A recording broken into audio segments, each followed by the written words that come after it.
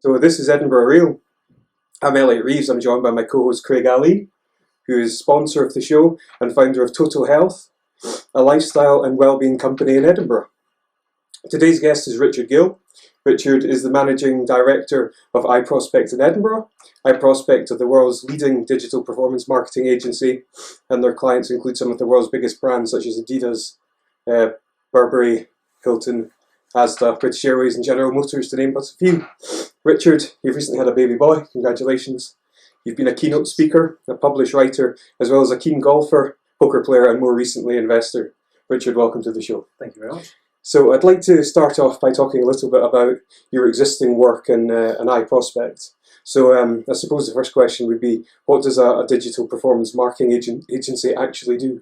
Yeah, okay, well, we work with our clients to basically help them hit their own objectives. So our clients range from small businesses that are looking to let's say, grow their revenues online, through to big global brands that are looking to potentially reposition how their customers think about them. And we help our clients hit those objectives using digital media. So that could be anything from paid digital media, or helping our clients understand how they can use social media better. But ultimately, it's about helping our clients hit their own business objectives within the digital economy. That's what our business is all about. Can I ask you as well, so would a lot of your clients maybe be longer running, kind of longer lasting businesses that are finding it difficult to make that change over into the digital world, or is it a lot of kind of new age companies that are kind of startups and just know that they have to function in that world? Well, I mean, it's a mix of all of those things, and depending on where the client, what stage the client's at in their own business kind of life cycle, that will very much depend the nature of the relationship, the working relationship we have with them. So if it's a startup, for example, then they, if their business has only been going for a couple of years, the chances are the infrastructure that they have will be much more ready-made to cope and potentially thrive within the digital economy. Whereas if you've got a business that's been going for 100 years and its traditions are rooted elsewhere, then it's potentially harder to take them on that journey. So you have to help them overcome certain barriers, whether that's infrastructure barriers or cultural kind of barriers that they'll have, or maybe skills gaps, for example. So the challenges will vary considerably by clients, depending on their heritage and their ambitions. And so, I mean, what sort of things about iProspect do you think separate yourself from your competitors? Well, I mean, our business is all about people, so the quality of our business ultimately comes down to how good our people are. We also have the benefit, iProspect, of being the largest digital performance business in the world by quite some margin. So it means that we can work with global businesses and have a really plugged-in way of working. So, for example, you mentioned there General Motors, big global clients, plugged into our offices in Asia, Europe, America. The way that we work across the globe is consistent, which means that General Motors get a consistent experience when they're working with the different markets, consistent in terms of how we operate, the quality of our work, and so on. So that's a benefit over working with different agencies in different parts of the world who have completely different approaches, there's obviously value there. Excellent. So I'd now, I suppose, like to get on to maybe a bit about your background and how you ended up doing what you're actually doing. So, and I'm guessing you went to university, right? I did. And how did you find university? I think I found university, much like the rest of my career in academia, to be a challenge. I really struggled all the way through school and university until the very end of university. I really struggled with it and didn't really enjoy it particularly, and felt an urge all the way through school and university that I was just desperate for it to finish so I could get on and do something properly. I know how you feel with that one. Yeah. And what was it that you actually studied? I think I studied management and marketing, something very generic, but I changed it after a year or two because whatever I was doing wasn't going very well. Okay. And so when you left university, what did you do then? First thing I did was I went travelling for about a year, just under a year. And again, I guess that was part of just, a real urge to leave university and just go and do something completely different, just get out of academia and just forget all about it. So the first thing I did was just go traveling. Before getting into work. Yeah. And so you started your first job in around. Well, I would say actually the first job I had, first if you like proper job, was actually while I was at university. So I actually got unlike most people I think who probably either don't work or they work in a bar pulling pints or something like that. My first job was actually working for a management consultancy when I was I think it was either my second or third year at university, and I got this job just by accident really. And ended up working in an office environment in a business that I really didn't understand. Obviously, management consultancy is a complicated thing, even for people who work in it. And I've worked in it for years, but I didn't have a clue really what we did as a business. But I knew I was really interested in it, and we were working with law firms, accountancy firms, and some big businesses. And my job was fairly basic. It was a kind of sales and marketing job, but I suppose it was much like an entry-level role for a graduate coming out of university, but getting a lot of responsibility. But I had the benefit of doing that maybe 2 or 3 years earlier than most people, because I was still at university at the time. And I learned a huge amount during that. And I guess that was my release from university, where I was really not enjoying the academic side, but finding that I was actually very good at this world of work, which until that point I didn't really understand. So I found I was good at it, and I found that I really enjoyed it, and I found that I could contrast that with academia, where I was really struggling. And I just realised, at that moment, that what I want to be doing is working, and that I felt confident that I'd probably be quite good at it once I was able just to unleash myself from university and study.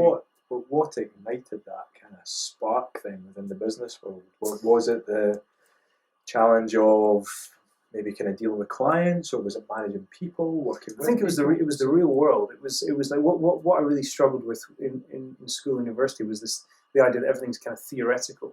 I suppose I'm probably a bit of a contrarian anyway, and so whenever a teacher would tell me something, or would say, this is how something works, my instinct would be to say, no, it isn't. That's not reality. That's just a theory. And I guess what I loved about working at the management consultancy, and ultimately, I suppose what I've loved about work, beyond having left university, is that typically there is no rule book, and actually, success comes from people who are able to figure things out, figure out problems, find solutions, and constantly iterate and develop new ideas, and that's what drives success in the real world. And it's not what drives success at school or university. In fact, it does the absolute opposite. It actually leads to I think probably very poor results. So that's what I guess created a bit of a spark. It made me think that actually the real world is different. It's something that I'm potentially good at, and it's very different to the academic world, which I was really not enjoying. It's such a common story you hear as well, isn't it? You wonder how many people's confidence is just completely killed from the academic world, and they don't then go on to excel and progress like you have, and it's just stopped there. Definitely, it's definitely possible. I mean, I think no question entrepreneurs struggle at school, because by definition it's all about conformity. In my opinion, it's about doing things by the book, and success is all about giving an answer that somebody is expecting you to give. Whereas in the real world, success is not measured in that way. And so I think entrepreneurs probably all struggle at school, but I suspect that actually entrepreneurs, for the most part, when they do get a kind of release, and when they finally leave school and go into the world of work, they get that opportunity to be successful. I think actually what school does that's more damaging is that it creates an impression for people who aren't entrepreneurs that what you need to do to be successful in life is to conform. And I think that's actually the real problem. It's not the people who where academia beats beats you into the ground and beats out the kind of creativity, because I think those people probably find it when they leave school. I think it's people who leave school thinking, I've got good results, I know what it takes to be successful, and then they come to the world of work and they realise that it's a completely different world. and actually they struggle for 5 years or 10 years, and maybe they never even find their way back to what it means to be successful because they've just got a completely distorted view of what it takes to be successful. Which is interesting because the world seems to be kind of shifting and doing a 360 on itself. I mean, how many qualified lawyers, for instance, or accountants or whatever, really highly skilled people that have gone through a high education, they're working in Starbucks, and they're struggling to get a job in Starbucks as well because, the whole working market's so saturated and people with, big qualifications now are struggling to get some jobs, I mean, so I suppose that problem really began in I suppose it was the late 90s, wasn't it, when I think the Labour government said we want everyone to get a university degree because that will improve that will improve the opportunities for the whole workforce. But ultimately there is a finite need for doctors, lawyers, and degrees. So if we've all got a degree, then suddenly it devalues them. And I think I see graduates all the time who have got really good degrees, in some cases firsts. And they're working at stacking shelves, and they're desperate to get into the world of work, but they can't. So I think there's definitely a problem there. There's an imbalance in our country, but probably globally now of certainly in the Western world, people with degrees and people finding that they can't find work. That's definitely a problem. Yeah, it's interesting. I suppose going back to your point about formal education, I mean, my feeling really has always been that it kind of stifles creativity. And there's a really interesting example that I heard earlier today about when you go to someone and you ask, how many applications are there for a paperclip? Yeah. And, your average person might come up with kind of 10 or so. Yeah. But then a highly creative individual might have, say, 200 uses. And the last question is like, can it be 200 foot tall and made out of foam? Yeah. It's not just... as black and white as the question is. Is that Ken Robinson you're referring to? Yeah. Ken I've read a few of his books. I mean, he's a really interesting guy, and he's spent his whole life doing this and critiquing education. And the example he cites, I think, is an American example where they studied 200 young kids. I think maybe even preschool That's right, kids, kindergarten. Yeah, and they and so I think they showed some. The sort of genius level was at 95% or something like that. Within 7 years, it fallen to 40%.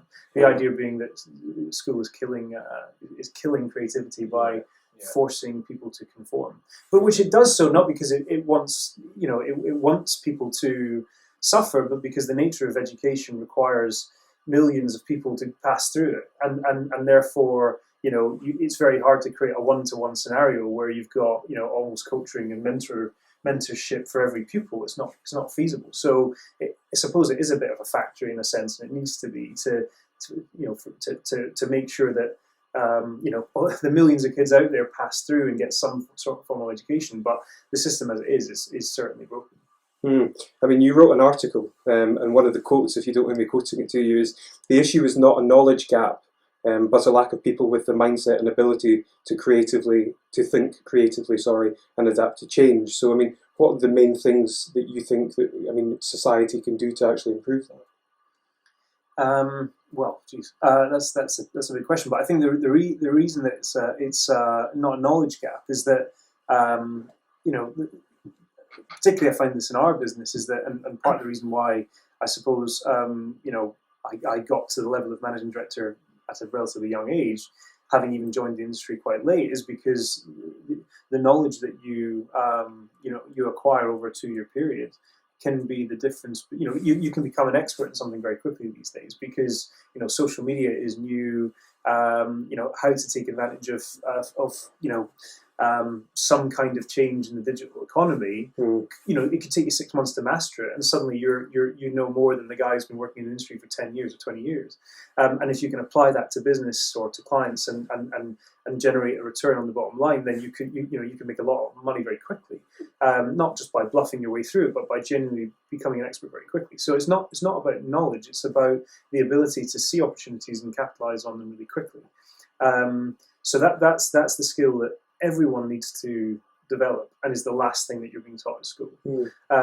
So how do you fix that problem? Don't know. It's probably not something that you that's almost like it's funny because that's almost like a kind of it's a human instinct, isn't it? It's our kind of what I believe is our kind of natural intelligence, which I believe kind of everyone has, some more than others, obviously, and depending on your kind of upbringing, is going to have a massive impact on how you deal with that. But humans have this ability to kind of think on the spot, to be creative. You know, if the right environment is set or the right conditions within us have been built.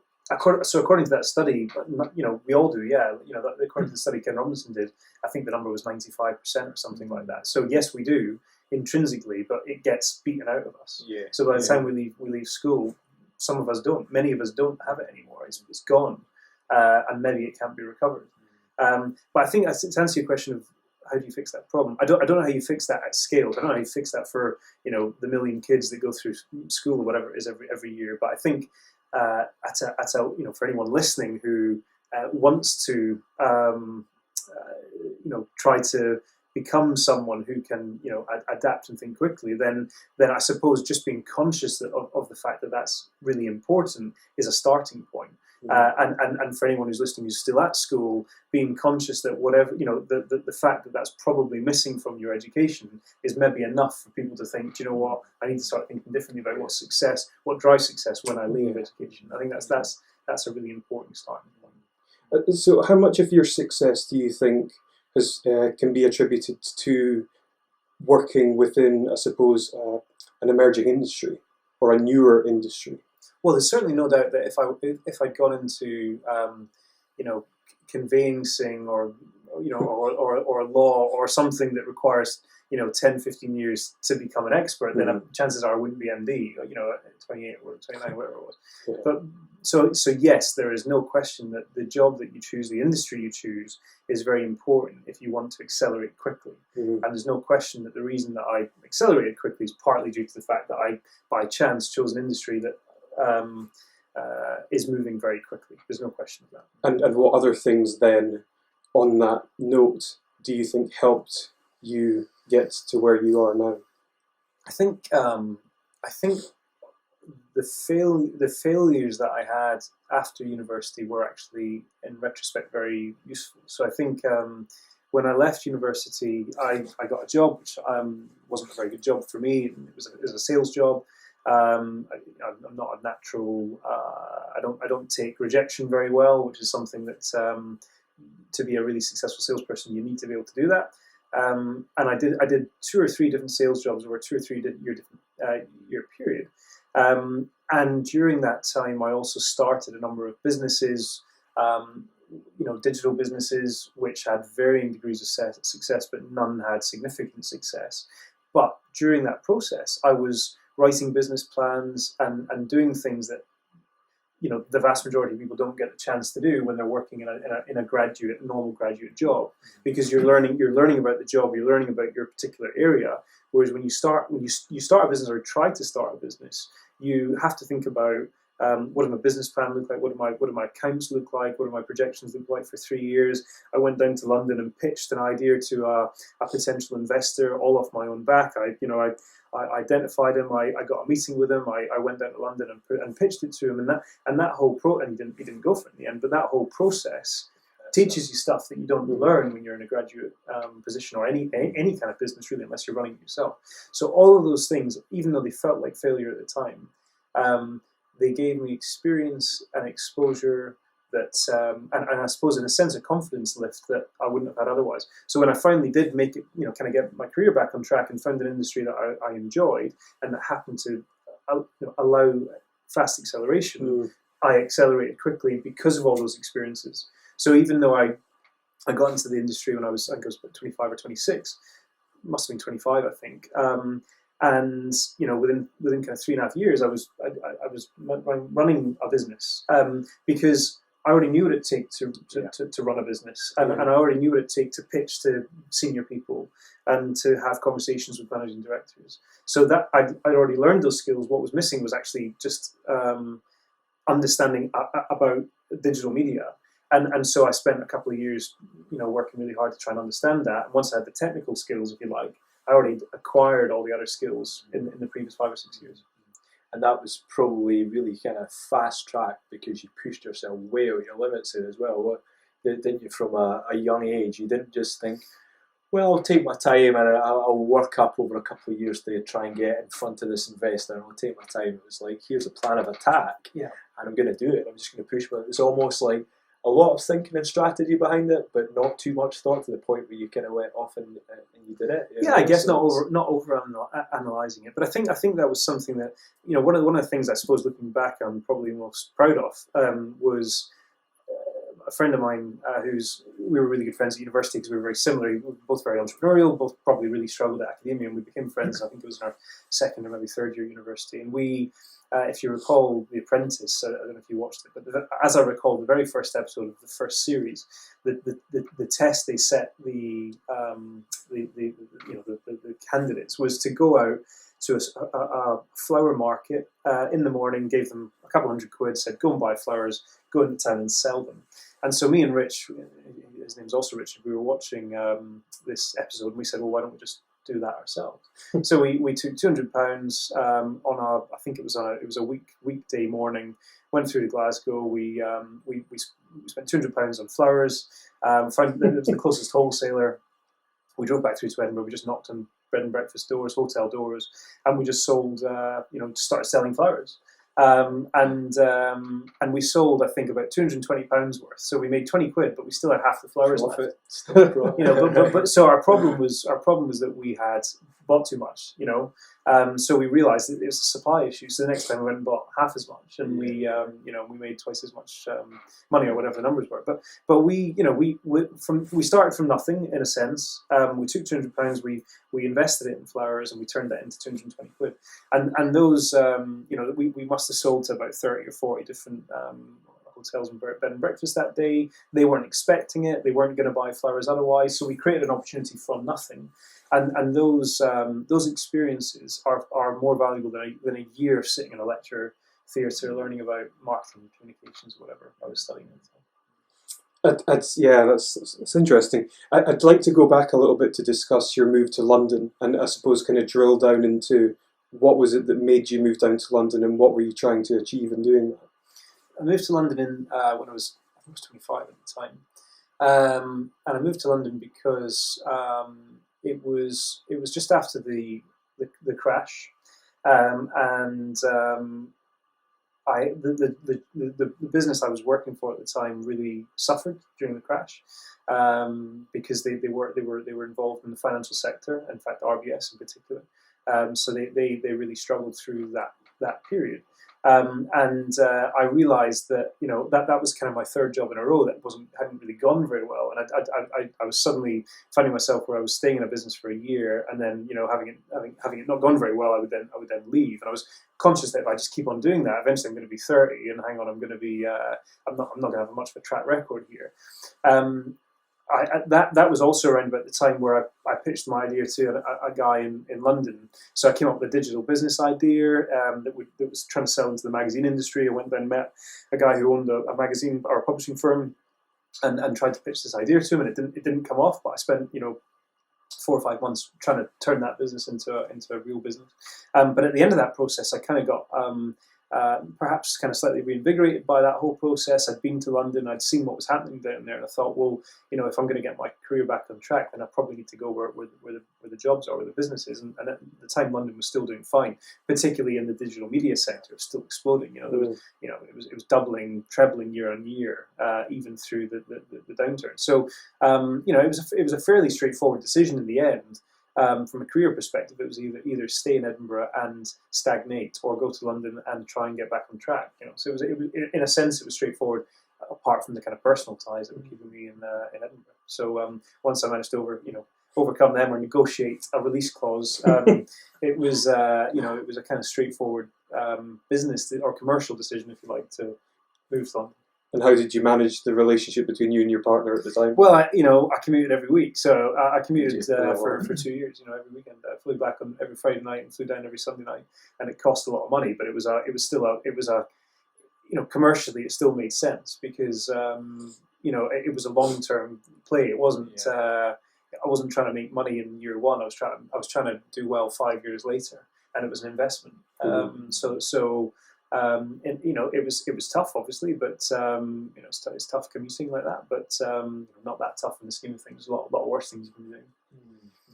But at that point when it was tough, Yeah. and it was say middle of January, and you didn't want to get that flight back home, and it was again possibly, things always move slow as well, don't they? You kind of have a plan, and even if you have that long-term mindset, there's points where we still become impatient. So what were your kind of motivators, or what did you say to yourself when you did have those challenging times, when you didn't want to travel back up? I never really had that. What I did have was, I remember having a sleepless night once when I was, I think I'd been in London about 6 months, and I had a sleepless night because it seems ridiculous looking back, but I felt like I wasn't making enough progress, which retrospectively just seems ridiculous to think that I could be 6 months into something and worried that I'm not moving fast enough. But I did. I remember having that sleepless night. I remember exactly where I was, thinking, I'm not making enough progress here. It wasn't for lack of trying. I was working every hour I possibly could. I was working 12-hour days, 13-hour days, just basically in the office. As much was kind of feasibly possible, trying to learn as much as I could.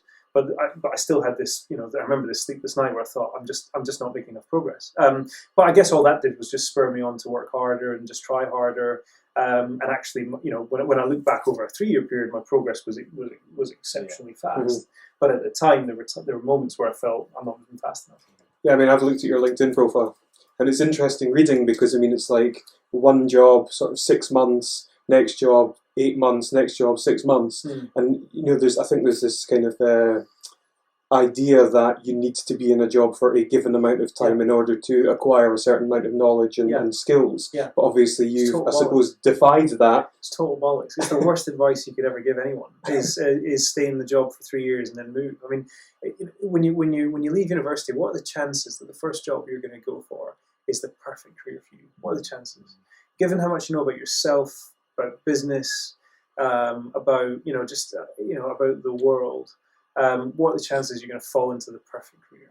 And therefore, if you're taking the advice of staying in your first job for 2 years before deciding whether you want to move on, you've basically got 2 or 3 chances to get it right. Because then you're going to be hitting kind of 26, 27, 28, whatever. And if you're not on the right path by then you can start to get worried that you're not going to kind of reach whatever your long-term goals are. So my personal view is that you should, the moment you feel it's not right, you should pack it in and do something else. And I did that 4 or 5 times before I finally got into digital marketing. Had I taken the advice of stay there for 2 or 3 years, I would have been absolutely miserable in the job I was in. And it would have taken me 15 years to get into digital marketing, by which time I might have missed the boat. So I think it's terrible advice. It's old-fashioned advice. It's nonsense, and people shouldn't do it. Wow. And so when you moved to London, then did you move down there with any kind of a plan in mind? Did you have anything kind of mapped out, or did you just go down there and think, I'll see what happens and try my hand at this? I had a very specific plan, which was seemed like a guy that would have a specific plan. I had a very specific plan. My plan was within 2 years to return and start a business, or to join a business where I could start a digital media department.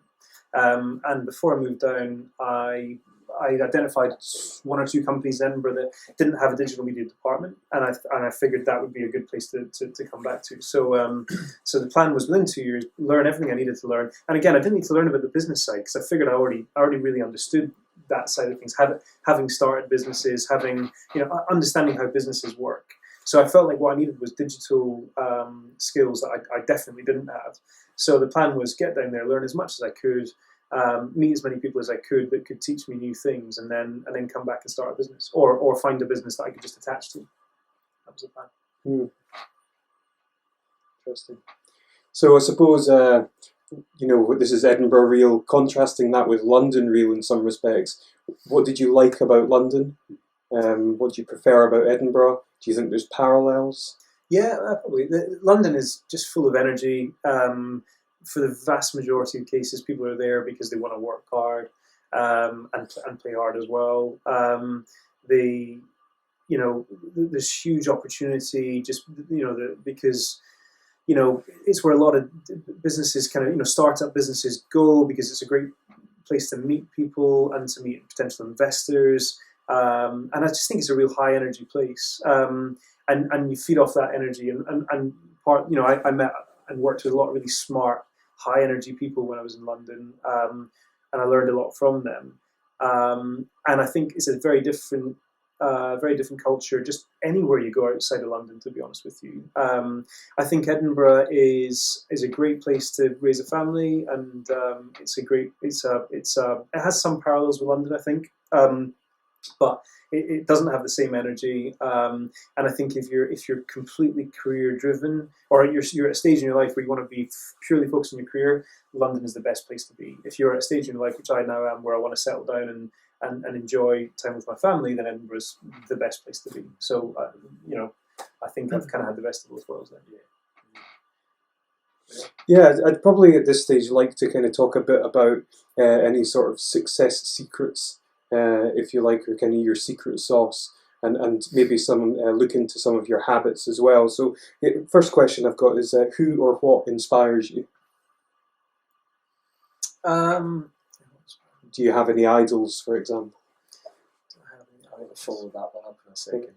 But do I have any idols? I mean, I suppose there's some people I look up to, not sort of consciously every day, where I get out of bed and think, oh, I want to be more like that person. But I mean, I've read a lot of biographies. Usually, I read people who have had a lot of success, either in business or sports. And I guess the common thread that you see when you read entrepreneurs' biographies is that these are people who just they just think differently. They don't conform. They actively look for ways to. Disrupt is an overused term in our industry, certainly, but they look for ways to disrupt and do things differently, and approach a problem from a different perspective, and that's something that I hope I try to do. But no, I don't really aspire to be like anyone else or role model myself in any way. Yeah, I mean, you seem to have quite a lot of intrinsic motivation. You will you'll push yourself to go off and do something like the challenge with the flowers and everything. And you it seems to have been points where you've made quite a strong decision. This is what I'm going to do, and it seems to be quite intrinsic. So, have you sat and thought about what's your kind of underlying motivation? What's the real drive? Was it to make money? Was it to be kind of successful? And get to a certain point in your career? Is there something bigger there? Good question. I mean, maybe maybe something that a lot of people who struggle in academia feel, which I guess I feel, and maybe felt more so when I was younger, was a sense that when you fail, and I really struggled at school, and my results were really bad, to the point where I kind of retrospectively no idea what I was doing at uni or how I got into uni in the first place. But when you've gone through that period where you're used to failure, then when you find that actually you can do something really well, then it kind of, I suppose I probably felt a sense of wanting to prove people wrong. Even though I'm sure anyone that I used to go to school with, or teachers or whatever, have absolutely no idea obviously what I'm now doing. There's still a sense, I suppose, that anyone who ever thought I was a failure, I'm kind of proving them wrong in my own way, without necessarily being visible. And it doesn't need to be visible. That's not important to me. It's not important that people who thought I was a failure at school now know I'm doing well. I now know I'm proving it to myself. So, but there's definitely a kind of built up frustration, which I'm sure is common among people who have struggled at school. And a sense of wanting to prove people wrong, and I guess that's probably stayed with me. So were you always aware of that frustration, that type of energy? Because you've obviously been able to channel it. Since leaving school, certainly, yes, yeah. Not at school, so it's not something I was aware of that I can recall at school. It was probably something that became aware of probably sometime at university, when I realised that the world was not what I thought it was, and it was, and what I needed to be successful was different to what I just assumed it was. I think what's great is that you didn't allow the label of being a failure to stick to you. So many people just have that label, and they go through life thinking that they are a failure because they didn't excel, say, in school, for example, which is a real travesty. Yeah, I mean, maybe that is the case. As I say, I don't know how other people think. I mean, but I imagine entrepreneurs, for example, certainly the successful entrepreneurs, they find a way to overcome that. And I can't speak for other people who have really struggled through school, but then not found that energy, perhaps, that I felt when I left schools. I don't know what those people are thinking. Maybe they do feel crushed by school and they never feel able to overcome that. I'm not sure. Maybe that is something that people experience. But I guess maybe I was just fortunate then that upon leaving school, I realised that there was more to it, and actually everything I'd thought up to that point was wrong, and that success could be had by approaching things from a completely different perspective. It's interesting because you think about school kids now, especially, if you're a parent now, and you're thinking about your children going through that process. I know when I look at my daughters, it's still a fair bit off before they're in high school and stuff, but I kind of think it doesn't matter what happens in school, they're still going to be so young. And then even when you think about university, they're still going to be so young, they're going to have so much in front of them. But when you're in that moment, you're in that time, it's so important. It's real, isn't it? And you're kind of thinking about your next steps and your next move. And it's also really difficult because we're all very unique, and what was right for me or what felt right for me might not be right for my kid, for example. So it'd be wrong of me to say to him, "Don't worry about school, don't worry about uni, just go and get a job and just go and sell flowers and just go and do things, be entrepreneurial and think differently," because he might be my son might be a completely different kind of guy. So I think it's very dangerous to give out advice based on your own experiences, like it's just it's perfect information. Because everyone is different. And some of the advice I'm giving, I'm sure, might be based on an experience which is based on some wrong information. Wrong information, or maybe I've done something which has led to success, which turns out to just be a lucky decision, and I think it was a really smart decision, for example. I may not even be aware of that. So therefore, how can someone else be aware of that? So I think it's really dangerous to read too much into advice, certainly. I think it's important to make your own decisions based on what feels right for you and trust your instinct. By all means, take advice, but definitely apply your own kind of thought process to it and decide whether that applies to you or not. I think that's really important. It's really good advice. Yeah. Good advice. Yeah. So I was just to kind of expand that question I originally asked you. So what's your motivation going forward? What's going to drive you going forward then? Well, I guess my motivation, only motivation that's important to me is my family. That's the only thing that is important. It's any success that I have is entirely for my kid and my wife, and that's the only thing that's important. I'm not really that I don't have big ambitions for my own benefit. It's if I get to the point at some point in the future where I decide that I've made enough money, and I'm by no means anywhere near there, but if I ever got to that point, I could definitely see myself going in a completely different direction and doing something which wasn't designed to make loads of money, but it was just designed to create a lifestyle that would allow me to spend more time with my family. Then I could definitely see myself doing that. So I'm not a hugely career-driven individual. I'm just doing everything I'm doing is designed to improve my the rate at which I enjoy my life, which is centered around my family. Mm-hmm. Help you get a little bit more juice out of life. That's a phrase I heard at the weekend at a mindfulness course, and that's what they say kind of mindfulness can give you. And I suppose just experience in life that's the kind of greatest qualities, isn't it? Just being in it will. Absolutely. Trying new things and new experiences is much more of a motivation than, say, being, I don't know, chief exec of some great big business earning 3 times more money. That's not really exciting to me. So you're a fairly switched on, high energy guy, I tend to think. So what do you do in your downtime? How do you kind of relax? And doesn't get that anymore. He's got a 10-week-old. But historically, what would you have done? Historically, how far back are we going? Probably in the last kind of 12 months.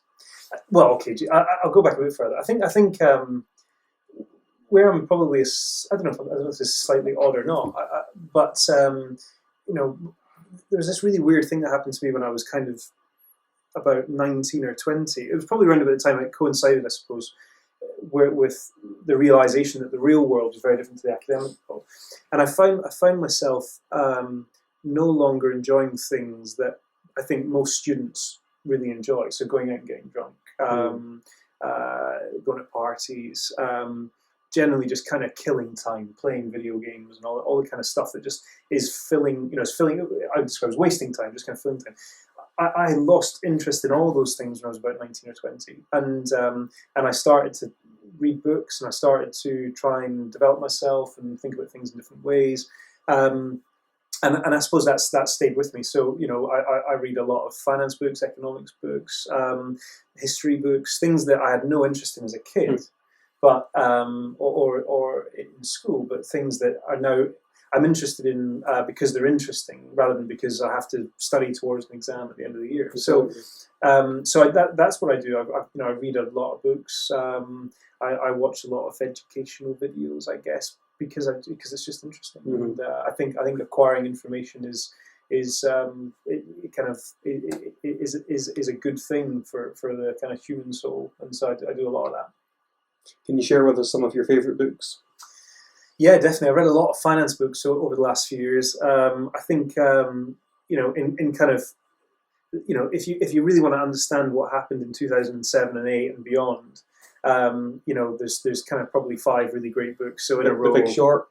Yeah, but that's not number one. I think if you really want to understand it from the very start, I think basically Michael Lewis. There's the trilogy if you want to understand it. So the first one that goes back to Liar's Poker. If you go back to the sort of 70s, 80s, that kind of tells you how it all kicked off. If you then read The Big Short, you'll understand what happened in 2007. If you then read Flash Boys, you'll understand, that we didn't solve our problems in 2008-9. There's just going to be more of these things that happen every 6 or 7 years.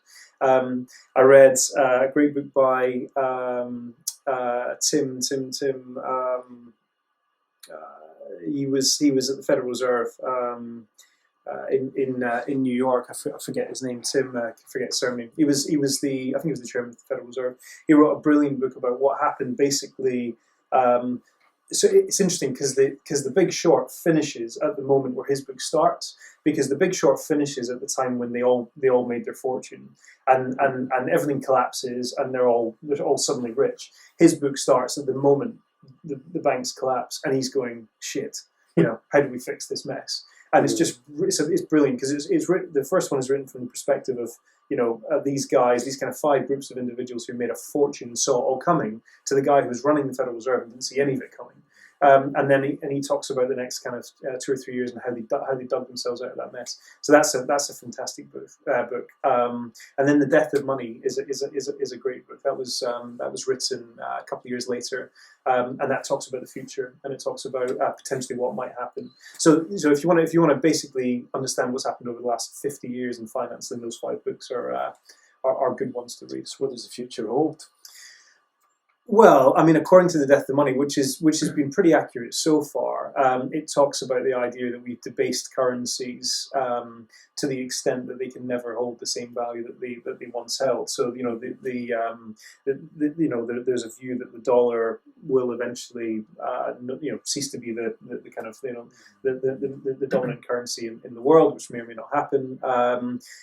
I think there's I don't know, these things happen in cycles. I mean, if you look back over the last 100 years, recessions happen every 7 years. Major financial crises happen probably every 14 or 21 years, and then there's once in a generation type stuff, and that obviously happened in 2007, 2008. It would be really dangerous to assume that what just happened was normal. I think actually it was probably an anomaly, and in 10, 15 years. I think people will probably just accept that, but right now it's quite hard to accept, and we just assume that what's happened is somehow a new normal, and then we're going to just live through this constant state of flux, which I don't think is the case. And in fact, if you bought shares at the height of the market in 2007, then you wouldn't have lost any money today. So sure, it was a disastrous thing, but it's all relative. Mm. So, what are some of your kind of morning habits? What do you do when you get up? How do you start your day? Well, nowadays it starts earlier than it used to, because it's obviously soothing a crying baby typically. But I get up. I get up 7 o'clock and have breakfast every morning. I think I didn't used to do that. I think that's probably quite important. But there's kind of debatable research about that. And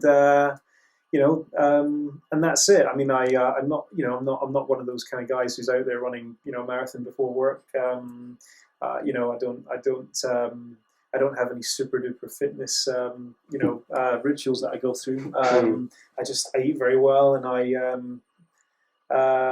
try to look after myself. And so, in terms of goals, then, what kind of goals do you have into the future? Do you still set goals for yourself? Yes, I do, and those change from time to time. So, when I moved to London, I had a very clear 3-year plan, a very clear 5-year plan, and I delivered against that, if you like. The plan that I set myself, I achieved. So I guess I've then reevaluated and will set different. I'll set different plans at different times. So right now, I guess I'm working to a kind of 4-year plan. I've got an idea of where I want to be in 2020. I've got an idea of what I need to do between now and then to get there. I've got some key milestones over the next couple of years that I need to probably hit. But I might decide in 6 months they were inappropriate, or I might decide that actually I need to bring them forward. That's fine. So I think it's important to be really fluid. I've got some plans from a career perspective, but actually the more important ones are about family and about what I'm doing outside of work. They're just as important. More important, actually, much more important. What's the best piece of advice you've ever received? I knew you were going to ask me that because it's always asked, isn't it?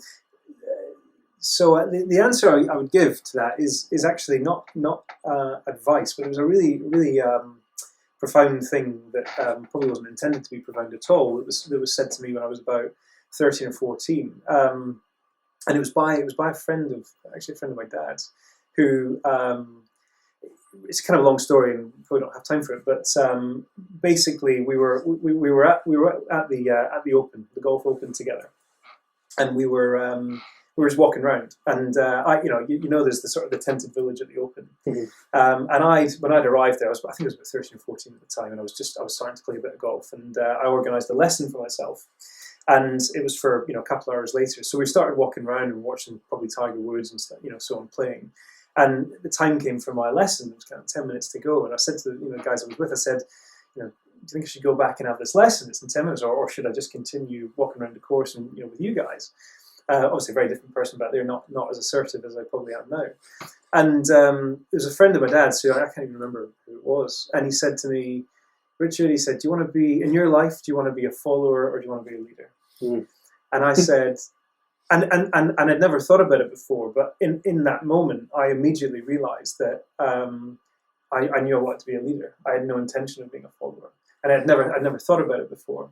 And immediately I said, "You're right. I'm gonna go and get the lesson." So I ran back and got the lesson, and ever since that moment, I've been in no doubt that any team I was in, I was going to be running it, and any business I was in. Did that resonate from you right from that point, or is it something you look back on now and you go, "Oh, actually, that had an impact on me"? Well, it didn't change my mindset, but it made me realise that I wanted to be a leader. So it didn't. I don't think it drew out something that wasn't already there. It just made me aware of it.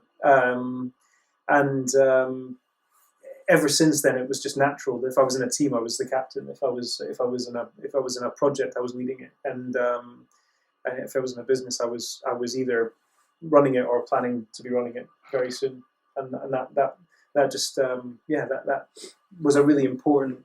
Looking back at an important moment, I guess it probably would have happened at some point in the future had it not happened at that time. But for whatever reason, because of what he said, it just immediately meant something very, very profound. Yeah, it's a great epiphany to have at that age as well. Yeah, without a doubt. Yeah, and I wonder, would it be? Did you say it was one of your dad's friends? I think it was. I can't even remember. I wonder if he was planting the seed that he intended to plant. No, maybe. I think it was not. I think it was an off-the-cuff comment. Right, yeah. I honestly can't even remember who it was. I'm sure it wasn't intended as a profound moment, but it meant something to me. Excellent. I'm going to steal one question from Brian Rose. I do like this question. If you could pick up the phone and speak to the 20-year-old you, what would you tell him? 20 years old. So I guess that was probably around about the moment I was discovering that the world is not the academic world that I thought it was. So that was probably a good time in retrospect for me. I mean, obviously hindsight is a great thing. So I'm not going to give the answer of become a coder and start Facebook, which would have still been pretty Zuckerberg. But I guess probably to trust my instinct, because I think the reason that I kind of deviated from a good career path early was because I put a lot of stock in advice that was given to me by family and some people who colleagues who were quite senior and who I probably looked up to. And in retrospect, it wasn't a good decision for me, because I think that the advice was given with the best of intention, but it was given by people who were at very different life stages and who thought they probably knew what was good for me, but in retrospect, it wasn't. So I think. And in retrospect, I probably knew it wasn't, but I continued down a path that I didn't really believe was the right one, because someone who I respected or people who I respected had said, "I think you should go down this path." And in retrospect, I would have taken decisions for myself much earlier, put a lot more stock in my own instinct, rather than sort of doing things because other people said it would be a good idea. Mm-hmm. Mm-hmm. So just trusting instinct, which I think applies to everyone. Sure. Okay, can I throw another one in there?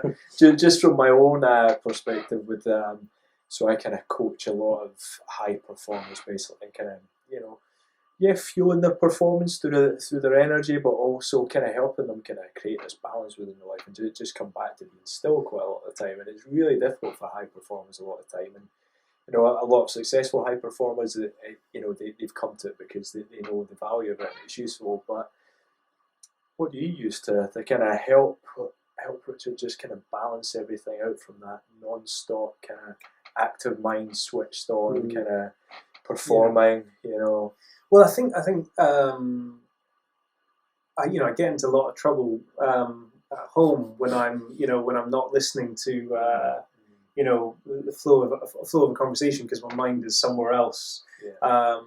On a business side, I mean, it's not a conscious thing, but I don't think I ever really switch off. Even when I'm asleep, I'm pretty sure I'm still thinking about the business and business ideas. I believe that. So and the moment I wake up, the first thing I do every morning is check the stocks and check the markets and check how kind of fundamentals and if they've moved overnight and all that kind of stuff. And then I'm straight into my emails and then that's me for the rest of the day.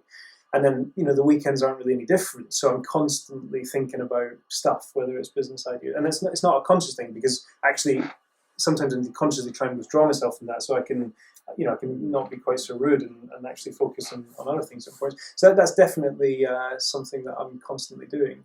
I don't have like a way of releasing from it, to be honest with you. I guess I just get in trouble for constantly being my mind's being elsewhere on other stuff. Yeah, it just happens. Yeah. And do you not worry about kind of burning out ever?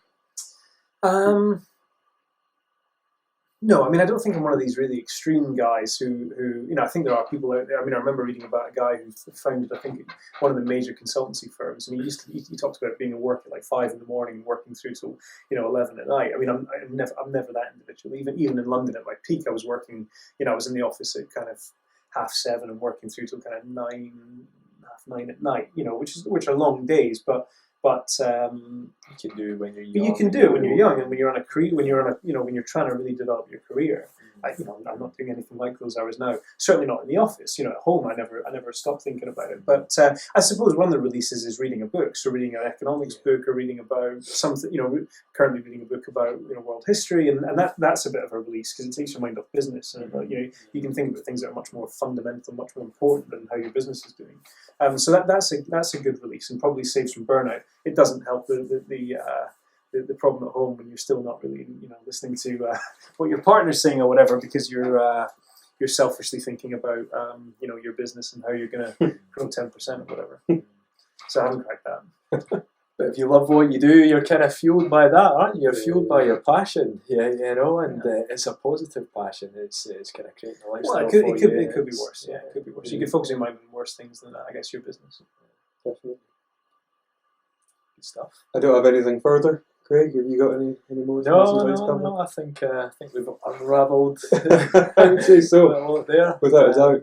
Yeah, it's been interesting. It has been very Some interesting. really good success tips there, without them being kind of direct success tips to people. I think there's a lot people could pick up from that, and just I think trust in your instinct, is really vital. And it's a really good one to get across there, and it seems to be something. Although you say if you were to go back to your 20-year-old self to kind of tell your 20-year-old self to trust your instinct, it seems like you did most times, and it seems like that's been part of your pivotal decision. So, it's something that I'm going to take away from it as well. So. Excellent. Thank you so much for coming on the show, Richard. It's been an absolute pleasure. Thank you. And thank you, Craig, for co-hosting and for your support. One. Cheers. Thanks.